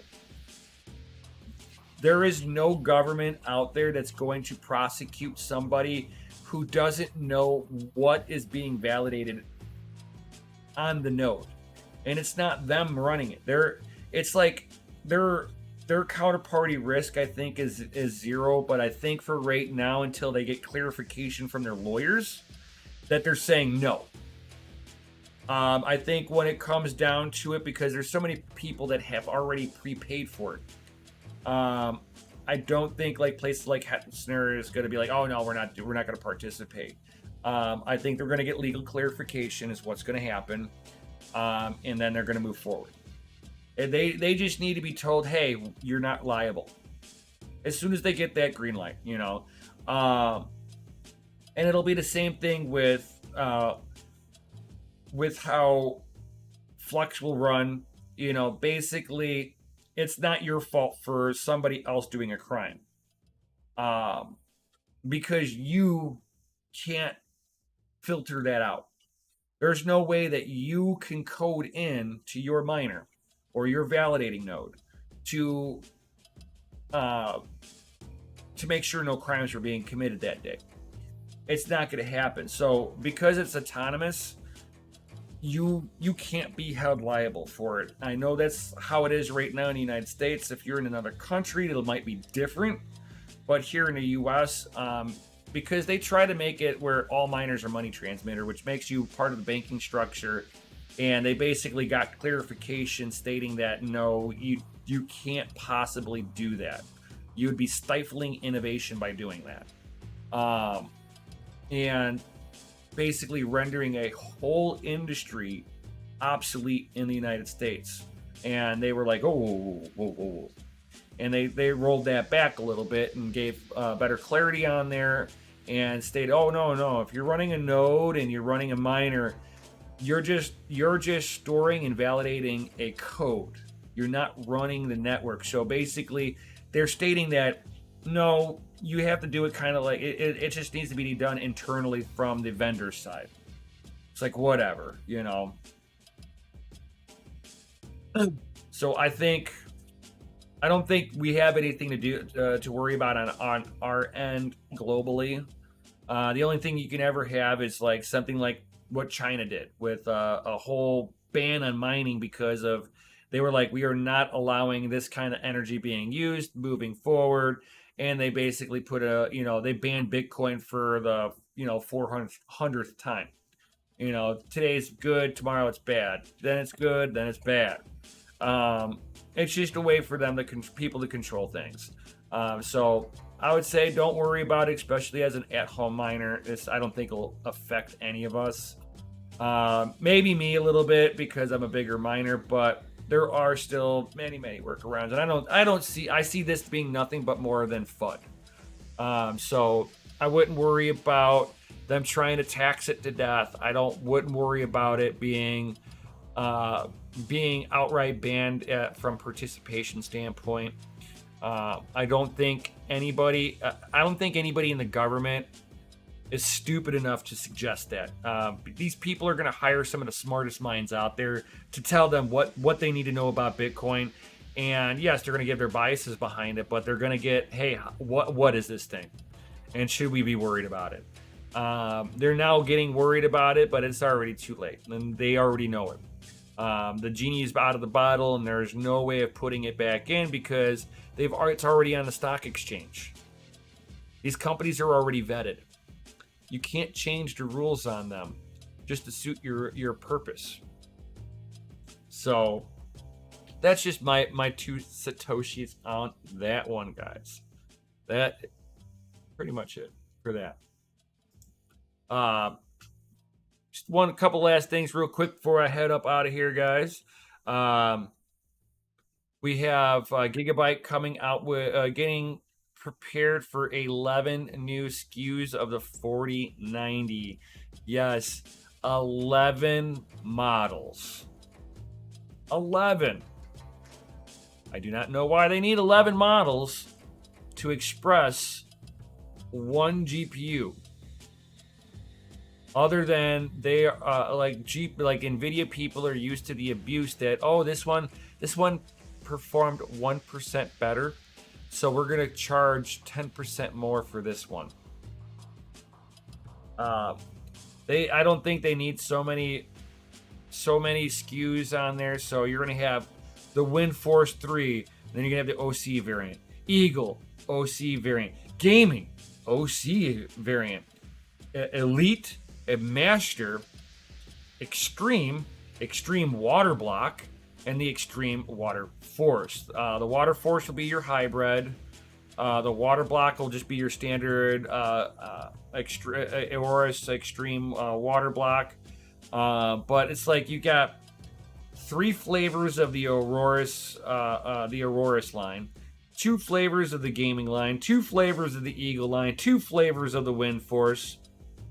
It's like, why can't you just do a water block, a hybrid, a TI variant, and a non-TI variant? No, they're going to fucking bin each one of them. Oh, these went into the 2% higher pile. These ones went into 5% higher pile. Oh, these ones went off the chart, guys. These ones, these are our elite cards. These are the extreme performers. And you're going to pay what we say for them, right? Where you go over to the AMD side. Now, you guys know I'm not a real big fan of straight up using AMD GPUs for daily drivers, but they're not bad. Not bad. I just like the gaming performance on the NVIDIA side, but NVIDIA, with how they're starting to turn into Apple and how Apple abuses their customers, NVIDIA is now starting to do it. and it really kind of turns me off from the whole NVIDIA side and kind of makes me more pro AMD, because they're treating their fucking customers better. They have their hybrids when they have their hybrids, right? They'll have a water block if they do it. Otherwise they aftermarket people have the support for it, like EK.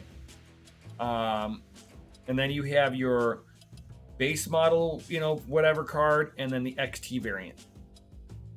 That's how it should be. You'll have your water blocking variants. Maybe your company is into the extreme overclocking competition. Maybe have your extreme overclocking lineup.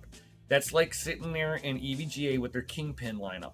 The Kingpin line is not part of their normal lineup. It's his like specialty card. Very much low production. You get your hands on one of them, you should feel really good about it. They are hard to get your hands on, and they're usually more expensive because you are paying for a card that's made to hit extreme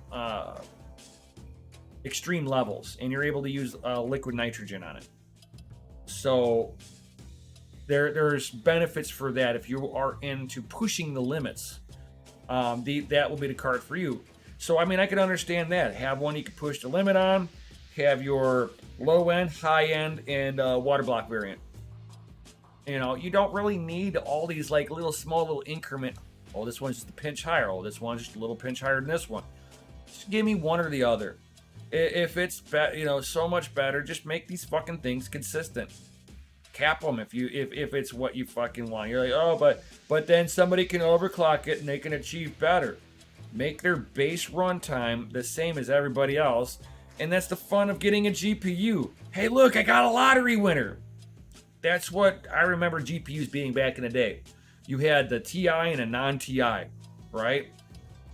Sometimes you got a badass fucking card and you're able to push it a little bit further, and you're like, wow, you got a brand new card and I'm able to do the same thing as you? Wow. Oh, you missed everything, Jason. You missed everything. Everything. You have to rewind it and then rewatch it, and make sure you break the Lizzie like button. You know what I'm saying? You got to break that. Smash that Lizzie like button. So it's like NVIDIA is definitely starting to turn me more into a pure AMD guy. I'm hoping that Intel does better. This is just their first generation hardware coming out. I'm not going to be one of those people that dog on it, because I like AMD and NVIDIA GPUs, and they're the king, and Intel should know their place. No, I'm not gonna be critical over Intel, even with their card being kind of lackluster. Let's say with the 380, right? It's lackluster, but you know what? It's a working GPU. I played on it. You guys watched me play on a A380, dude. An Intel GPU. They haven't done anything like that since the 90s. So I gave it up to them, even though it's lackluster.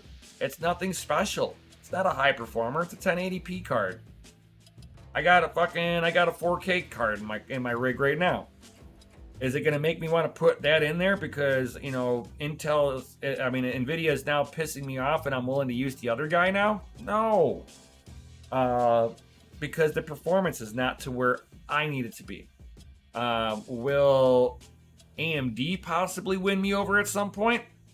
With the way that NVIDIA is doing the way that they're doing their rollouts of all their GPUs, they'll put out all the 4090s and then they wait.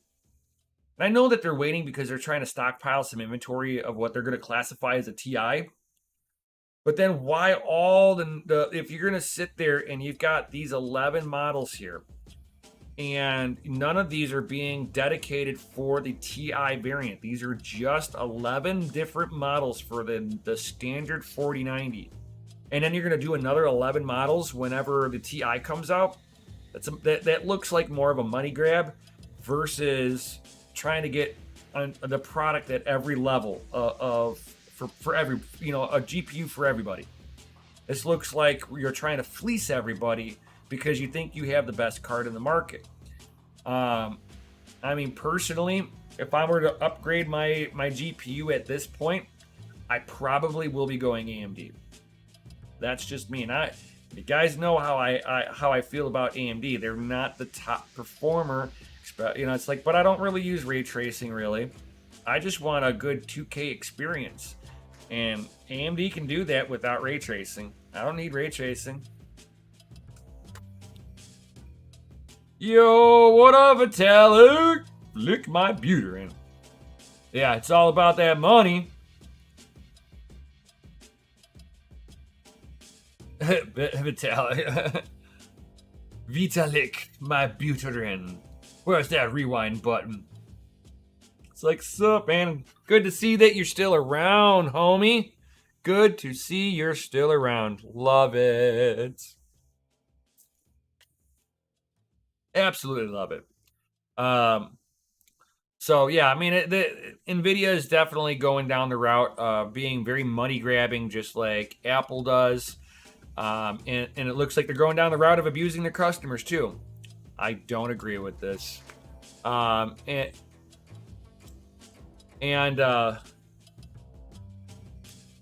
article before I head up out of here, talking about the ARC, we have the chief on ARC.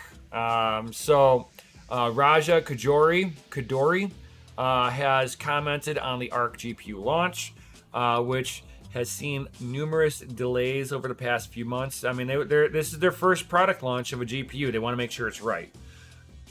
But those are over the ARC A70 GPUs, which are now being validated for launch at Intel Labs. Awesome! The company is now facing a tougher situation as the market is saturated with mid-range second-hand GPUs from the miners and much cheaper NVIDIA RTX 30 series and the AMD 6000 series cards to make it worse. Both competitors are about to announce their new products on top of this. Raja Koduri understands that, this is going to be, it's going to have its bumps and bruises launching this one out. They are late to the game. And I know that AMD and NVIDIA are going to want to launch out another generational hardware to put Intel a little bit further behind on the roster, which I hope that Raja Koduri just kind of goes, buckle your head down, put your head down, and work. And just make a good product. Don't worry about making the best product. Just make a really phenomenal powerhouse at the lower end. And they're a big enough company that once they get themselves established, that they can put a little bit more resources into it and push the level up and take some of the market share from NVIDIA and AMD and kind of spread it around between three different GPU makers. I love this idea. But there are people who are basically spreading FUD about this, going, it's not going to happen or whatnot. So one of the things was that it's like, somebody tweeted out it was like, what I've been hearing. I didn't want to do that. But what's this I've been hearing about Intel potentially bringing the axe down on the Intel ARC just after 2 generations, where Raja Koduri went back at it going, we are questioning these rumors as well. They don't help the team working hard to bring these to market. They don't help the PC graphics community. One must wonder, why do they help? We are still in the first gen, and yes, we have more obstacles than planned to overcome, but we persisted. In other words, they put their head down and worked. That's what you want to see. Intel formally declared that the desktop A7 series should be launched later this summer. It's probably talking about coming next year. That everything kind of got held up. I would rather see them do to hold back a launch, even if it puts them behind, if it gets them better data and a better product to market. That's really what it's about at the end of the day, is to Don't worry about being number fucking one. Just make a amazing product. That's all that matters, is amazing product. You shouldn't have to worry about anything else. You're making an amazing product, you're gonna have your fan base that is like, you know what? Might not be the best, but I get I get good value for my 1080p monitor. Most people have a 1080p monitor. I just so happen to upgrade one screen. So I've got one monitor here. It's 2K, 1440p. It's the next step up over 1080p.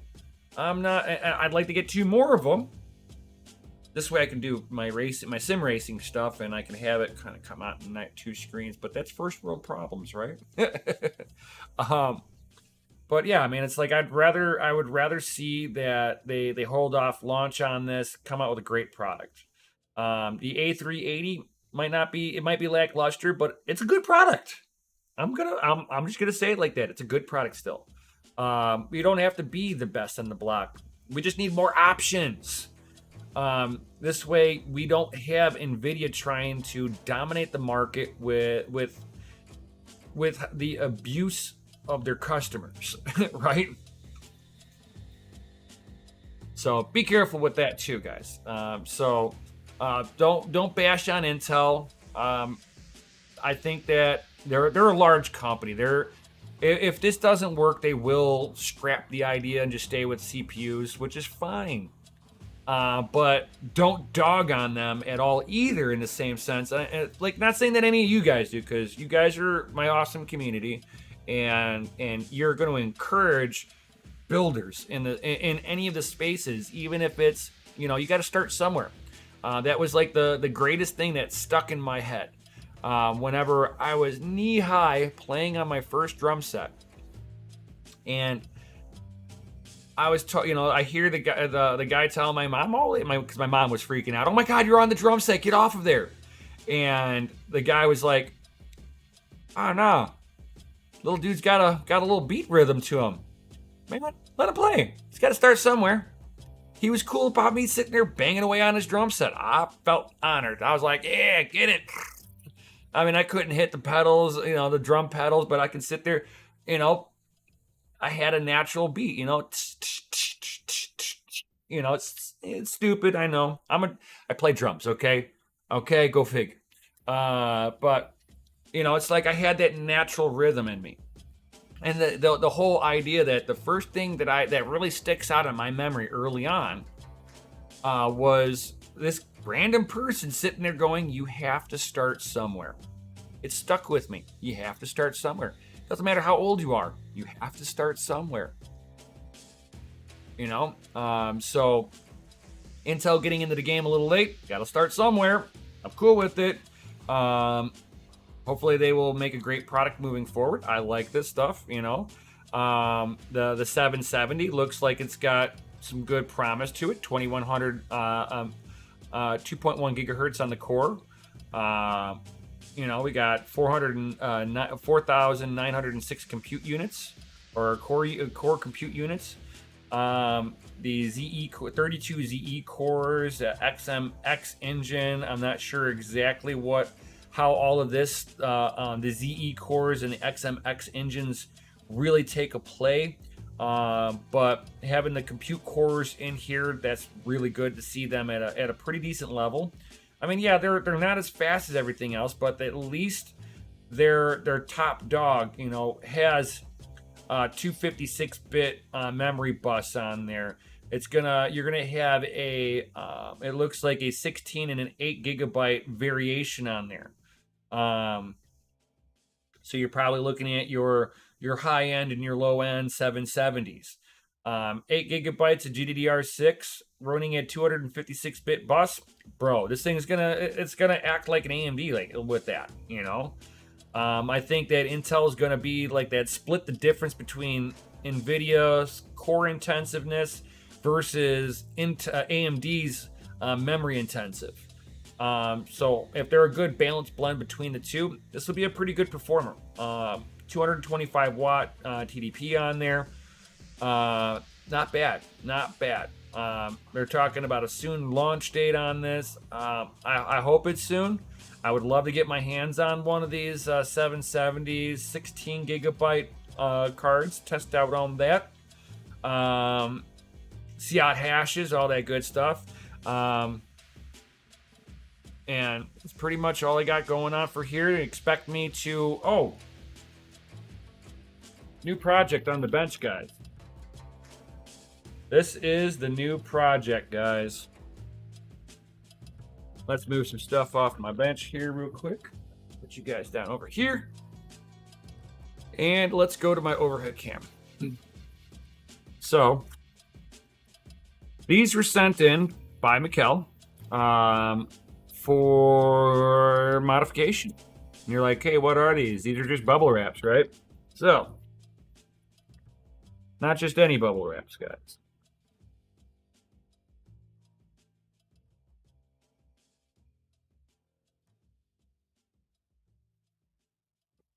So here are some L3 Plus hash boards. So these are, I meant the hash boards, the control boards, I'm sorry. These are the L3 Plus control boards. Nothing super special with them. I was just making sure if there's any components that I was going to need that for the other pieces here. This is the goodies. This is the goodies here. So these are just control boards for Litecoin miners. These are spare parts. Put that over here. Because this here is the meat and potatoes, guys. The meat and potatoes. Both of these are the same. So I'll put this off to the side here.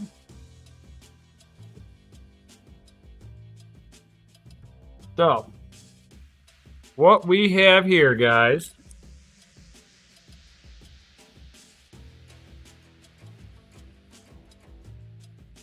Tammy, stop. My little kitty, I love her, but she gets annoying sometimes. All right, so what we are going to be doing here, guys, it's going to be pretty fun. This shall be a fun one, guys. Ooh.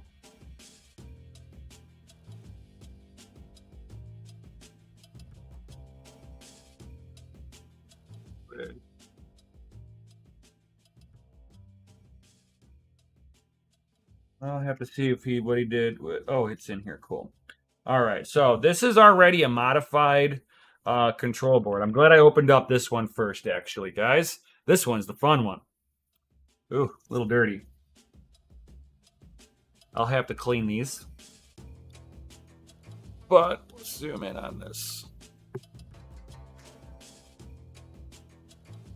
Right.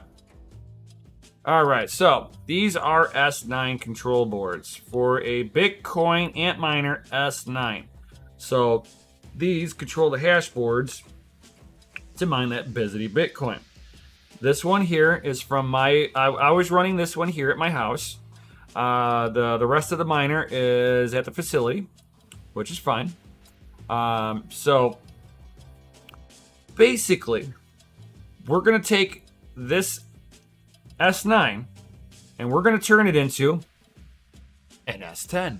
Yo, how do we do that, you guys ask? Oop, wrong button. I hit the wrong button. So basically, all I can do right now with this board, right? This board particularly, this one right here, right? I can plug, this is the control, the pinout so that I can plug in my hash boards, right? Hash boards plug in here. So all of this is all the data rails right here. So whatever data rails you need, you plug them in here. So in order to activate it, you also got to put in all the corresponding connectors with all the corresponding resistors and stuff like that. So I will have to solder these microscopic fucking resistors. So I'm gonna actually have to take this camera that we're looking at this, and I've got attachments. I'll see if I can do it with the camera up top and zoom in real hard on these areas so that I can use my computer screen as my my scope. If I cannot do that, I will have to move the camera a little lower so that I can get the zoom in a little tighter and cleaner. because I need to be able to see all these little teeny tiny fucking. Let me see if I got, yeah, perfect. So we got a pen, right? In front of the tip of my pen is one solder joint. You can't even fucking see that right now. There's a teeny tiny solder joint right in front of the tip of the pen. We all know how big the tip of the pen is. Right in front of this, as of right now, right in front of it is a solder joint. These things are maybe a centimeter apart in pin distance. So these pins are super small. I'll have to be really careful about fucking soldering onto this, and it'll probably be really easy to take some of these pieces and, like, if I'm using a hot air station, it'll be like, whoop, blow them away. If it blows away, it's gone. I will never find them again. So that's why I had my buddy, my man Mikkel send me these two, even though they're not Bitcoin. These connectors are the same. So if I accidentally damage one, it's fine. And some of the components that are here can be found on all of these trays, on all of the circuitry on this. So with that being said, because like I could separate, if it'll let me. There we go. These things are really on there. So yeah, I mean that's basically. I have two boards to be able to pull components off of that I need. All I got to do is if I'm missing something, I just go on here with a multimeter, find the resistor that's the same, or capacitor that's the same, measure it, make sure it's the same somewhere else, and I'll be able to continue on. So it's not. That's why I have all these extra parts, just so that I've got all the extra components that I need in order to solder everything that I want to solder. So I'll be adding in 3 more ports. So the idea is I'm going to take this with all of the components here and bring them over here. That's the goal. That's what I plan on. We'll see how that works. This will be the first time I'm doing anything like this. So yeah. So definitely be looking forward to seeing these videos come up here soon. I plan on doing that this week, making an A10, and I'd like to do it with my modified board. This one, I have Brains OS on it, and this one gives me the most control over the miner itself. And I'd like to be able to continue to use this hardware or the software on here because it fucking works a lot better. So I'll be cleaning this board up before doing anything with this.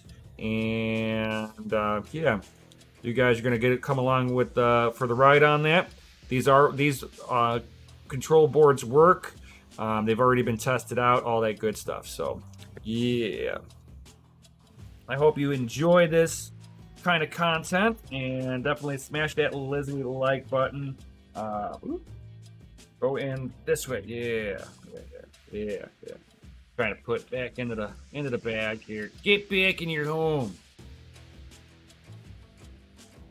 And these were the bags for my A2000s.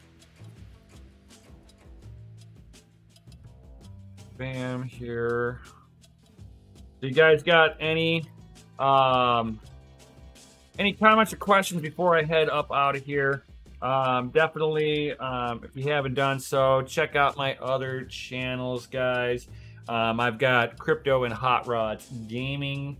Let me grab that link for you right meow.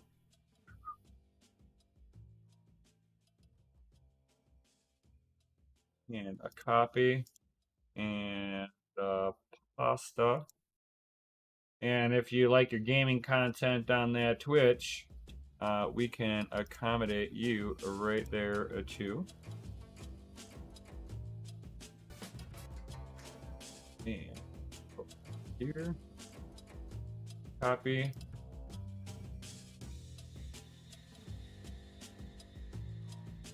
That one. That one. Bam. So depending on where you like to consume your gaming content on there, I've kind of been going through a little discovery phase on that channel because I'm like trying to have a little fun with it. You know, it's not supposed to be serious, but it can be.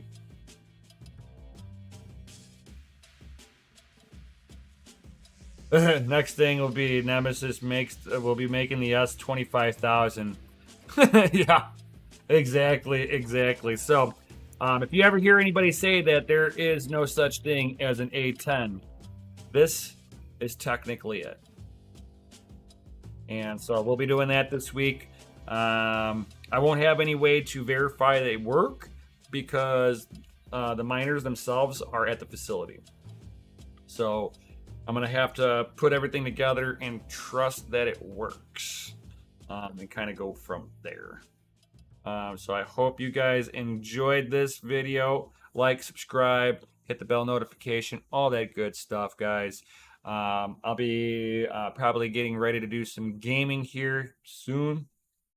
Yeah, 9 plus 9 equals 10. Exactly. How did you know, Mikal? This is not the S18. Okay?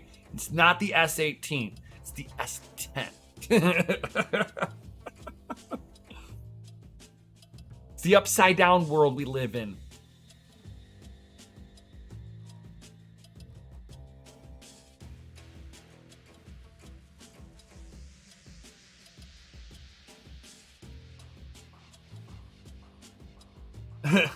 I duper snart. Yeah. I learned it well. I got me my state education.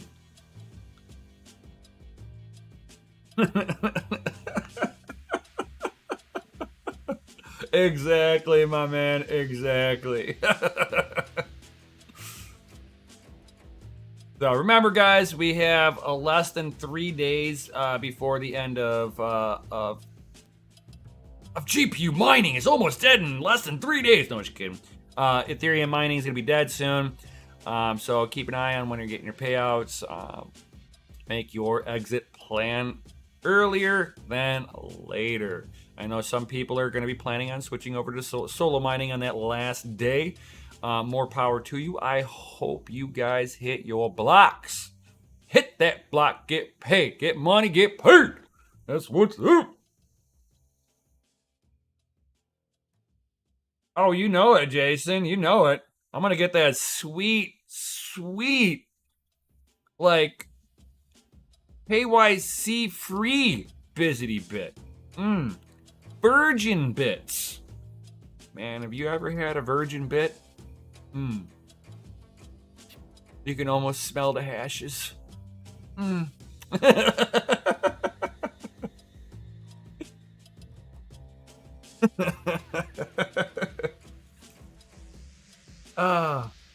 So definitely, guys, smash that lizard like button, all that good stuff. I'll probably be firing up a game here. It's like, you nasty. You so nasty.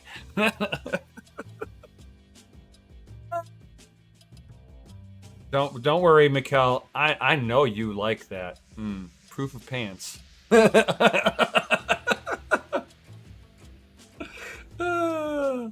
Oh, too funny.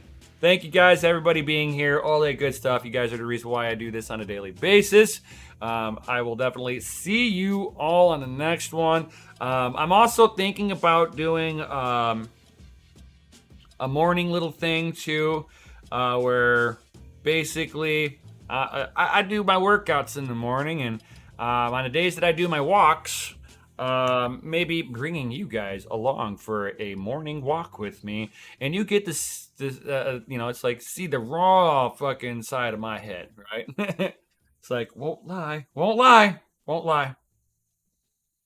What is KYC and why do we need it? If you don't know what KYC, it is a banking terminology. KYC is know your customer. And it also goes along with AML, anti-money laundering. So it's just basically they want to know who you are, what you're about, where you're from, right? And then they want to make sure it's your money, you didn't steal it, and you're not embezzling it from anywhere. So they got all points of contact of your cash. It's banking law. Part of the Secretive Bankers Act. Secret Bankers Act. Yeah.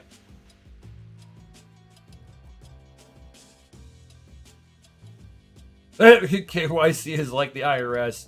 They get you to register your guns. Yeah, exactly. Exactly, John.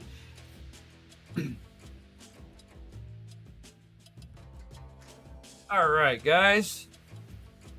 Think I'm going to call it here. And thank you all for being here. All that good stuff. And I will definitely see you all on the next one. Peace out. And of course, like always, in memory, stay savage. Yo!